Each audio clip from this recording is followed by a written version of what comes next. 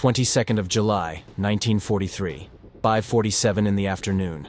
Field Hospital, northeastern sector of Kursk. The smell of iodine mixed with burnt flesh. Captain Dr. Dmitry Sokolov pressed his stethoscope against charred skin and heard what should have been impossible, a steady heartbeat. Lieutenant Ivan Belov lay on the examination table, 40% of his body covered in second-degree burns, 3 fingers missing from his left hand, compound fracture in his right femur with bone protruding through muscle. Belov's eyes opened. His first words, "When can I fly again?" Sokolov looked down at the medical file in his hands. 147 pages. 5 documented shootdowns in 11 months. No pilot survives 3. Yet here was Belov, asking about his next mission. What Sokolov didn't know, couldn't know, was that in 18 months this man would return to the cockpit with a leg made from a broomstick and fragments of a German Tiger tank. Sokolov had been documenting the impossible since February of that year. The first time Belov arrived at his field hospital, it was with a dislocated shoulder and severe frostbite after crash landing his Yakovlev Yak-1 in a frozen marsh. Walked 7 kilometers through German lines, the rescue team reported. Found him trying to push his aircraft out of the ice. 2 weeks later, Belov was flying again. The second shoot-down came in April. Anti-aircraft shell through the engine cowling, emergency landing in a minefield. Belov spent 9 hours crawling through explosive-laden dirt before reaching Soviet positions. "I could see the mines," he told Sokolov during examination. "Frost made the ground visible. Just had to be patient. Fractured collarbone, severe dehydration, shrapnel in both legs. Recovery time according to medical protocol, 6 to 8 weeks. Belov was airborne again in 19 days. The pattern became undeniable by the third incident. Mid-May, dogfight over Oral. Messerschmitt Bf 109 raked Belov's Yak with 20mm cannon fire. Witnesses reported the Soviet fighter breaking apart mid-air. Search parties found Belov 3 days later, 12 kilometers from the crash site, with a punctured lung, fractured skull, and burns across his back. He'd ejected at 120 meters, half the safe altitude. His parachute opened partially, enough to prevent instant death, but not enough to prevent catastrophic impact. When the stretcher bearers brought him in, Sokolov performed emergency surgery expecting to document time of death. Instead, he documented recovery. "The lung reinflated," he wrote in his notes. Medical terminology failing to capture the absurdity. Patient conscious within 48 hours. Demanding return to active duty. By June, other medical officers began asking Sokolov about the pilot who won't die. The 4th shoot-down occurred on the 17th. Mechanical failure at altitude, forced landing behind enemy lines. Belov evaded German patrols for 6 days, living on birch bark and melted snow, before swimming across the Desna River during a thunderstorm. He arrived at Soviet positions with hypothermia so severe his core temperature measured 33 degrees Celsius. "We almost declared him dead," Sokolov recorded, but pulse remained detectable. Rewarming took 14 hours. The hypothermia caused nerve damage in Belov's left foot, partial loss of sensation in 3 toes. Standard procedure would ground a pilot permanently. Belov convinced the flight surgeon the numbness was temporary. He was flying combat missions again within 23 days. But this 5th return, in late July, was different. Sokolov could see it in the numbers. Burn coverage, 42% of total body surface area. Fracture severity, grade 3 open fracture, high infection risk, missing digits, 3 fingers, reducing hand functionality by 35%. Blood loss, estimated 2.3 liters. The human body contains approximately 5 liters. Belov had lost nearly half his blood volume. "Lieutenant," Sokolov said quietly, closing the medical file, "your body is telling you something." Belov turned his head, the movement causing visible pain. "Doctor, my body is a liar. When can I fly?" Sokolov looked at the burns, the exposed bone, the ruined hand. He thought of the 147 pages documenting an impossibility. 12 weeks, minimum, if infection doesn't set in. Belov nodded as if they'd agreed on 12 days. The medical file grew thicker through autumn and winter. Sokolov documented the healing process with scientific precision that bordered on obsession. Skin grafts, 7 procedures. Bone setting, metallic pins inserted to stabilize femur. Physical therapy, 8 weeks to regain 40% mobility. But alongside clinical notes, Sokolov began recording observations that had no place in official documentation. "Patient exhibits abnormal pain tolerance," he wrote in personal journal. "Not absence of pain, I see it in his eyes, but refusal to acknowledge its authority, as if pain is irrelevant data. By October, Belov was walking with a cane. By November, he was running. By December, he was back in the cockpit. The sixth shoot-down came on a morning in late January, 1944. Sokolov received the report before he received the patient. Ground attack mission near Vitebsk. Aircraft struck by German 88mm flak. Pilot seen ejecting before impact. The rescue team brought Belov in at dawn. Both legs were broken this time. Left tibia and fibula compound fractures. Right femur fractured again at a different point. 3 ribs broken. Collapsed lung. Burns on the right side of his face. Found him trying to drag himself toward our lines, the rescue officer reported. 6 kilometers from crash site. He'd crawled through snow for 11 hours. Sokolov performed triage, documenting injuries with hands that had begun to shake. The medical file now exceeded 170 pages. 6 shoot-downs. 6 impossible survivals. This has to stop, Sokolov told Belov 3 days later, when the pilot regained consciousness. Your survival is statistical impossibility. Each incident compounds the damage. You're destroying your body piece by piece. Belov's response was slurred. Jaw fracture affecting speech, but unmistakable. Then document the destruction, doctor. Someone should know the price of altitude. The words haunted Sokolov. He began calculating that price in precise medical terms. Total documented injuries across 6 incidents. 14 bone fractures, 8 of which were compound. 7 instances of severe burns covering cumulative 112% of body surface area accounting for overlap. 3 instances of internal bleeding. 2 collapsed lungs. 4 concussions. Partial hearing loss in right ear. Nerve damage in left foot. 3 missing fingers. And countless lacerations, contusions, and soft tissue damage. Any one of these injury sets would end a military career. Belov had survived all 6. The recovery from the 6th shoot-down took longer. Sokolov insisted on 16 weeks before flight clearance. Belov's legs healed poorly, the left leg particularly so. Infection set in twice, requiring additional surgery. The nerve damage that had begun in the left foot spread upward. By March, Belov walked with pronounced limp. By April, he required a cane permanently. Flight surgeons from higher command arrived to evaluate him. Lieutenant Belov's combat effectiveness is compromised, they wrote in their report. Recommend transfer to training duties or administrative role. The report was filed but never implemented. Someone in the chain of command kept Belov flying. Sokolov suspected Belov himself had something to do with that decision. A conversation, a favor called in, a demonstration of capability that overrode medical reality. May of 1944 brought the 7th shoot-down, and with it, the transformation that Sokolov would spend the rest of his life trying to explain to people who weren't there. Ground attack mission near Minsk.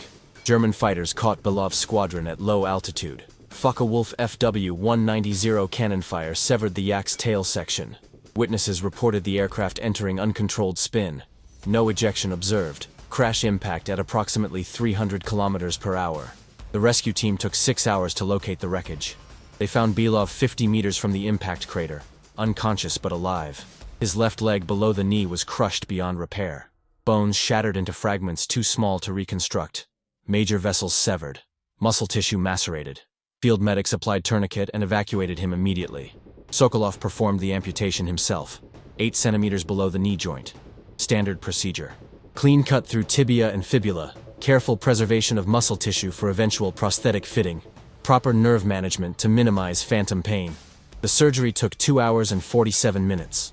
Belov remained under anesthesia for 6 hours post-operation. When he woke, Sokolov was sitting beside the bed. "I need to tell you something," the doctor began. Belov looked down at the sheet covering his legs, saw the absence where his left calf and foot should be, and nodded slowly. "When can I fly again?" he asked. Sokolov felt something break inside his chest. Not surprise anymore, but a kind of grief for a man who couldn't stop choosing the sky over survival. "Ivan," he said, using the first name for the first time. "You can't fly anymore, not with one leg. The pedals, the force required, the physical demands. It's impossible." Belov was silent for nearly a minute. Then, "You've documented 6 impossibilities, doctor. What's one more?" He was discharged from medical care 3 weeks later, given a cane, and assigned to administrative duties at the airbase. Sokolov filed the final report in Belov's medical record, bringing the total to 183 pages. He thought that would be the end of it. The man who refused gravity had finally met a force he couldn't overcome. The absence of his own body. He was wrong. 6 weeks after the amputation, Sergeant Mikhail Volkov appeared at the field hospital, asking to speak with Captain Dr. Sokolov. Volkov was a mechanic, one of the ground crew who maintained the Yak fighters. "You need to see something," Volkov said. "About Lieutenant Belov." They drove to the airfield in silence. Volkov led Sokolov to a maintenance hangar where Belov's personal aircraft was being serviced. "He came to me 3 weeks ago," Volkov explained. "Asked me to modify the cockpit. Said he'd been working on something." Volkov pointed to the left rudder pedal. It had been extended and modified with a mechanical linkage system, a metal brace that connected to a wooden prosthetic leg secured to the pilot's seat. "He made it himself," Volkov said quietly. "The leg. Carved it from birchwood from his family's farm. The articulation joint. See that? That's from a German Panzer IV suspension system, salvaged from a destroyed tank. He designed the whole assembly. I just helped with the cockpit integration." Sokolov approached the modified seat slowly, as if it might vanish if he moved too quickly. The prosthetic leg was crude but ingenious. Wooden shaft carved to approximate shape of a human calf. Leather boot from a German soldier's uniform fitted to the base. The metal joint allowing necessary range of motion for rudder control. The entire apparatus was secured with leather straps and metal buckles. "This cannot work," Sokolov said, but even as he spoke the words he was calculating angles, force requirements, mechanical advantage. "It shouldn't work," Volkov agreed. "But he's been testing it. Ground runs with engine on, full power tests, taxiing. Yesterday he..." Volkov stopped. "Yesterday he what?" Sokolov asked. "Yesterday he flew. Unauthorized. Took off at dawn before anyone could stop him. Stayed up for 47 minutes. Performed basic maneuvers. Landed safely." Volkov met Sokolov's eyes. "Doctor, he's going to request return to combat status, and I think command might approve it." The formal request came 2 days later. Sokolov was called to testify before a military medical board evaluating Belov's fitness for duty. He brought the medical file, now 189 pages. "Gentlemen," he began, "I have documented 7 shootdowns of Lieutenant Ivan Belov, 14 bone fractures, multiple instances of severe burns, internal injuries, and trauma that individually should have been fatal. He has lost 3 fingers and 1 leg below the knee. By every medical standard, this man should not be alive, much less requesting to fly combat missions with a wooden prosthetic he built himself from salvage." The board members listened in silence. Then the senior colonel asked, "Doctor, in your medical opinion, is Lieutenant Belov physically capable of operating a fighter aircraft?" Sokolov looked at the file in his hands. 189 pages of impossibilities. "Sir," he said slowly, "my medical opinion ceased being relevant to this case approximately 5 shootdowns ago. The question is not whether he's capable. The question is whether we have the authority to stop him." The board deliberated for 3 days. Sokolov learned later that they'd consulted engineers about the prosthetic design, interviewed Volkov about the cockpit modifications, reviewed flight test data, and examined precedents for disabled pilots in combat roles. There were no precedents. No one had ever amputated a leg, built their own prosthetic from battlefield salvage and farmwood, modified their own aircraft, and requested return to combat missions. The decision came down in late July, exactly 1 year after the 5th shootdown that Sokolov had been certain would be the end. Belov was cleared for limited combat duty with restrictions. Daylight operations only, no ground attack missions, wingman escort required for first 10 flights. Sokolov received a copy of the decision with a note. Medical monitoring to continue, weekly examinations mandatory. The first combat mission after the amputation occurred on the 3rd of August, 1944. Sokolov wasn't there. He was at the field hospital, as always, but Volkov told him about it later. "He walked to the aircraft differently," Volkov said. "The prosthetic changes his gait. But when he climbed into the cockpit, when he strapped in and started the engine, it was like watching something return to its proper place. He flew a 2-hour patrol mission. No contact with enemy aircraft. Returned safely. When he climbed out, I saw his face. He wasn't smiling. It was something beyond that. Relief, maybe. Or confirmation of something he'd always known. That he belonged in the air, not on the ground, regardless of what his body looked like." Over the following months, Belov flew 43 more combat missions. Sokolov documented each one in the medical file alongside weekly physical examinations. The prosthetic caused pressure sores that required ongoing treatment. The remaining portion of Belov's left leg developed chronic pain from the constant stress of rudder operation. His right leg compensated by overworking, leading to muscle fatigue and cramping. But Belov flew, and flew, and flew. "How do you do it?" Sokolov asked during an examination in October. The pain alone should be disabling. Belov was sitting on the examination table, prosthetic removed, the scarred stump of his left leg exposed. "Doctor," he said, "imagine you could only breathe every other day. Imagine suffocation as your normal state, and air as the exception. That's what the ground is for me. Pain is just noise. The sky is where I breathe." The war moved westward through late 1944 and into 1945. Belov's unit advanced with the Soviet push toward Germany. Sokolov remained at the field hospital in the rear, but the medical reports continued to reach him. Mission count reached 60 flights, then 70, then 80. No further shootdowns. "He's learned something," Volkov wrote in a letter to Sokolov. "He flies differently now, more cautious, selective about engagements. It's like the 7 lessons finally took hold. Or maybe the prosthetic reminds him that he's used up his impossibilities." But Sokolov read those words and wondered if it was something else. Perhaps Belov had finally proven whatever he needed to prove, to himself, to gravity, to the sky that kept trying to kill him. The final entry in Belov's wartime medical file came in April of 1945, combat mission near Berlin.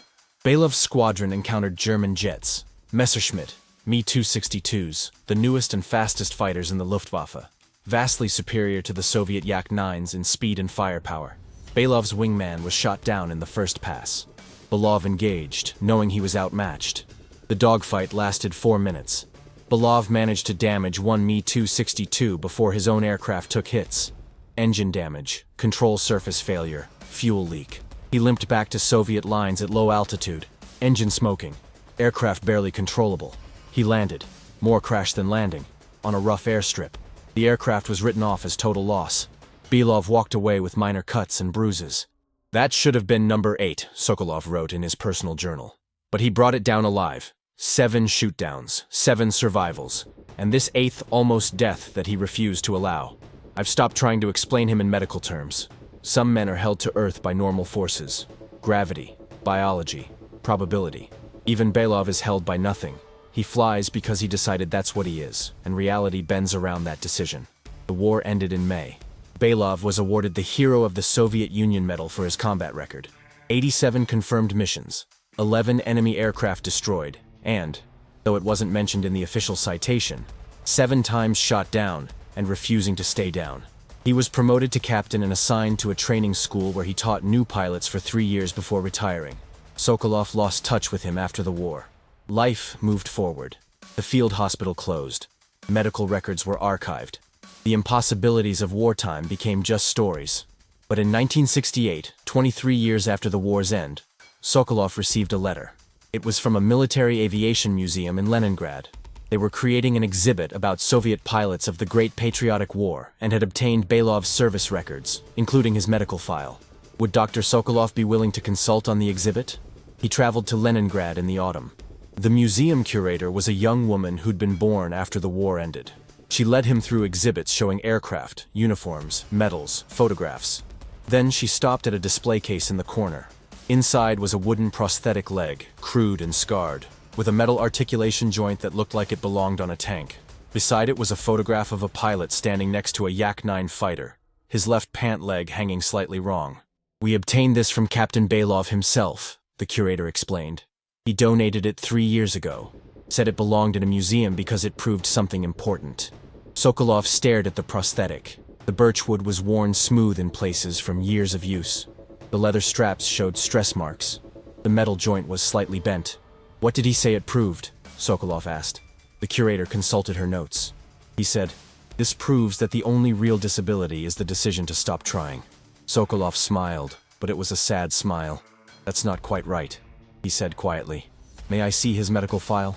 The curator brought him the archived records, 189 pages, just as he remembered.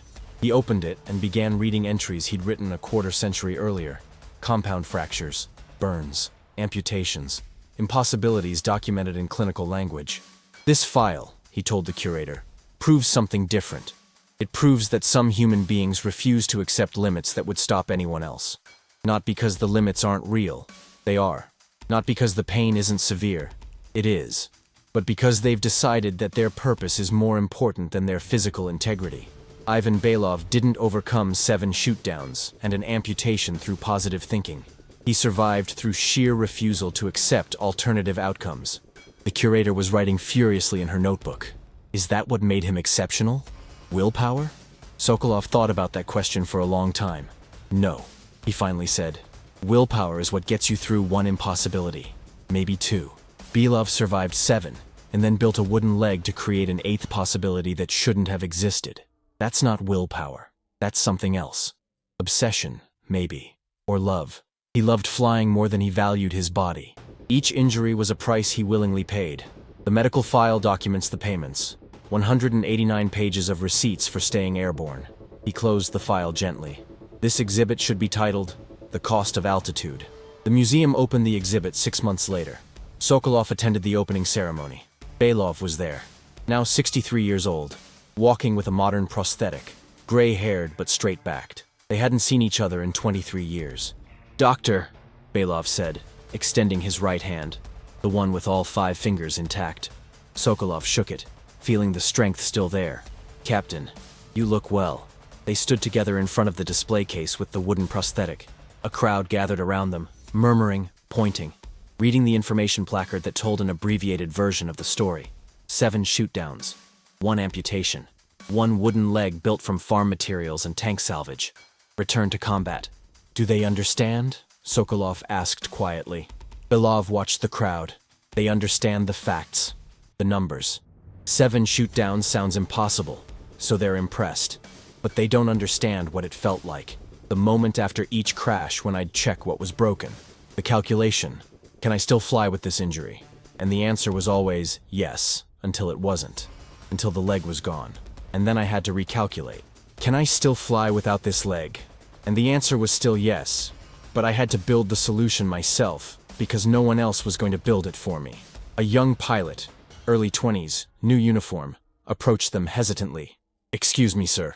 You're Captain Belov?" Belov nodded. "I read about you in training. They said you were shot down 7 times. Is that true?" 8 times, technically, Belov replied. "The 8th one I managed to land alive, so it doesn't count officially. But yes, 7 confirmed shootdowns."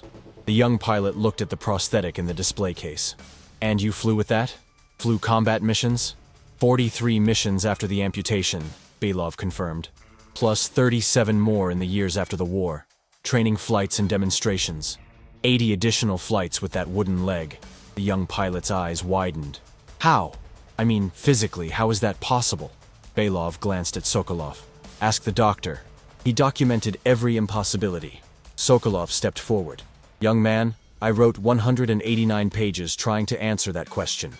The short answer is, it shouldn't be possible. The human body has limits. Pain has a threshold beyond which function ceases. Tissue damage accumulates. Each trauma makes the next trauma more dangerous. By the 3rd shootdown, Captain Belov should have been medically grounded. By the 5th, he should have been dead. By the 7th, when he lost the leg, his flying career was medically over. But he flew anyway, because possibility isn't just a medical question. It's also a decision." The young pilot looked confused. "But sir, decisions can't override biology." Belov smiled. "No, they can't. But they can override your interpretation of biology. The leg was gone. That's biology. Whether I flew again? That was decision. I decided the leg wasn't the critical component. Found a workaround. Built a replacement. Modified the system. Biology said no, so I changed the question." More people gathered around them. Someone asked Belov to autograph a book. Someone else wanted a photograph. Sokolov stepped back, letting Belov handle the attention. He walked slowly through the museum exhibit, looking at other displays. Photographs of pilots who died in combat. Aircraft wreckage, medal citations, stories of heroism and sacrifice. And then he returned to the prosthetic leg in the display case. The placard beside it read, "Prosthetic leg, handmade by Captain Ivan Belov, 1944. Constructed from birchwood, leather, and salvaged German tank components after combat amputation. Used for 43 combat missions and 37 additional flights. Symbol of determination and human resilience." Sokolov read those words and thought, no, that's not quite right either. He found the curator and made a suggestion. 3 weeks later, she sent him a photograph of a new placard she'd had made. It read, "Prosthetic leg, Handmade by Captain Ivan Belov, 1944. Medical file, 189 pages documenting 7 shootdowns, 14 fractures, multiple severe injuries, and 1 amputation. Each injury should have ended his flying career. None did. This crude wooden leg, built from desperation and determination, enabled 43 additional combat missions. It represents not the triumph of will over body, but the cost of refusing to accept grounding. Every flight with this prosthetic caused pain. Every landing caused damage. But Captain Belov decided that pain and damage were acceptable prices for altitude. This is not an inspirational story. This is documentation of what obsession looks like when it refuses all alternatives. Sokolov approved the new placard. The museum director was less enthusiastic. "It's rather grim," she noted, but agreed to use it. Belov himself saw it on a return visit and laughed. "You're still documenting impossibilities, Doctor. Still trying to make sense of senseless decisions." "Were they senseless?" Sokolov asked. Belov considered. "From the ground?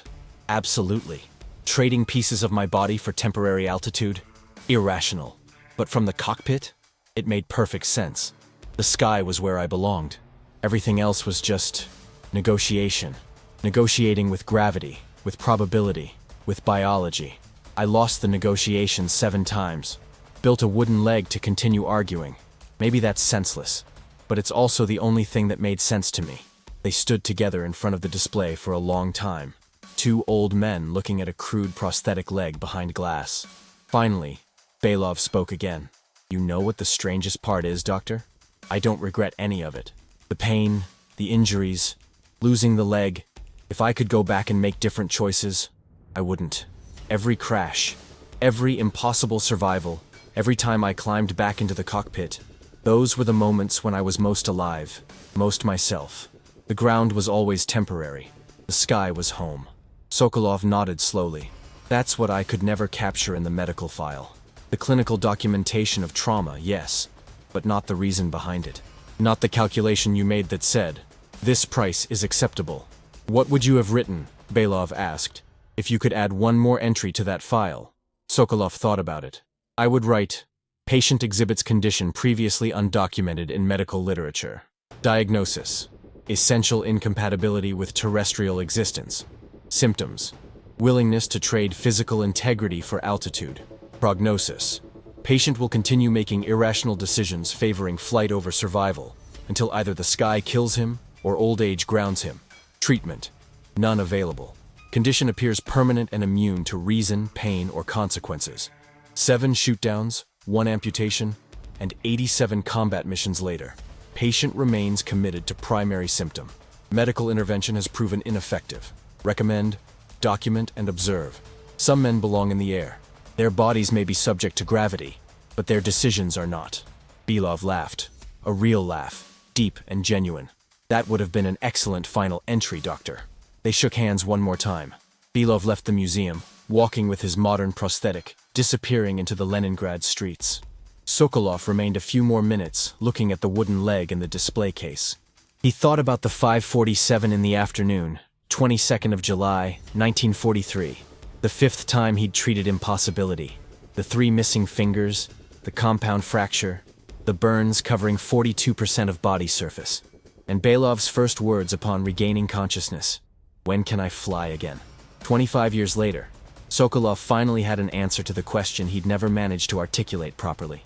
The wooden leg behind glass wasn't a symbol of determination or resilience. It was evidence of a transaction. 7 shootdowns had cost Belov 14 fractures, countless burns, 3 fingers, and eventually 1 leg below the knee. In exchange, he'd gotten 87 combat missions, 11 confirmed kills, and a Hero of the Soviet Union medal. More importantly, he'd gotten to remain what he'd always been: a pilot. Not a man who flew, a pilot. The distinction mattered. Men who flew could stop flying and remain themselves.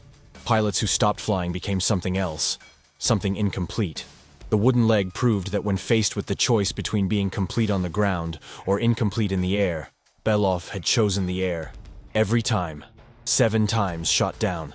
7 times returning. 1 amputation requiring him to literally rebuild himself to continue the argument with gravity. And 43 more combat missions proving that the argument wasn't settled. Wouldn't be settled. Couldn't be settled by something as trivial as missing body parts. The Sky had tried to kill Belov 7 times. Each time, he'd survived through combination of luck, stubbornness, and refusal to acknowledge probability. Then he'd climbed back into a cockpit and dared the Sky to try again. The wooden leg was his way of saying, "Even when you take my leg, I'll build another one in return. You cannot ground me. Only I can ground me, and I refuse." That was the entry Sokolov wished he'd written in the medical file. Not clinical documentation of injuries sustained and impossibly survived, but recognition of what the injuries represented. Receipts from transactions, where Belov traded pieces of his body for continued access to altitude. Some men love something so completely that they'll pay any price to keep it. Belov loved flying. The price was 14 fractures, 3 fingers, 1 leg, and 189 pages of medical documentation, proving that he'd paid willingly, repeatedly, without hesitation. The wooden prosthetic behind glass was the final receipt. The last piece of evidence that when the Sky demanded everything, Belov had given everything, then built something from nothing to give even more.